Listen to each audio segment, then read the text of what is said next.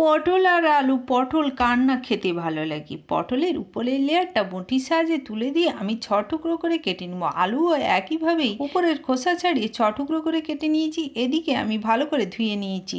এরপরে উনানে কড়াই বসিয়ে দিয়ে আমি কালো জিরে আর এখানে কালো সরিষা দিয়েই আর শুকনো লঙ্কা তেজপাতা দিয়েই আলুগুলো দিয়ে হলুদ 1 চামচ আর লবণ 1 চামচ দিয়ে ভালো করে আমি ভেজে নিব। আলুটাই একটু ভাজা হয়ে এলে ঢাকনা দিয়ে ভেজে নিয়েছি। এদিকে আমি একটা বড় সাইজের পেঁয়াজ কুচি করে নিয়েছি। এরপরেই সেই পটলগুলোকে দিয়ে দিলাম। পটলগুলো আগেও আলাদা আলাদা করে ভেজে নিতে পারো, আমি একসঙ্গেই পটল আর আলু ভেজে নিব।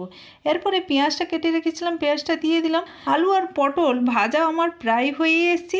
এরপরে অল্প একটু লঙ্কা গুঁড়ো দিয়ে দিলাম, দিলে আরও খেতে ভালো লাগবে। ভালো করে নাড়িয়ে দিব। নাড়ানোর পরে এটাও খুব লো আঁচেই আস্তে আস্তে করে ভেজে নিতে হবে, যাতে না কড়া পুড়ে যায়। আলু পটলের চিড়ে হয়ে এসছে। আমি একটা প্লেটের মধ্যে নামিয়ে নিয়ে জিরে গুঁড়ো দিয়ে দিব, ব্যাস হয়ে গেল।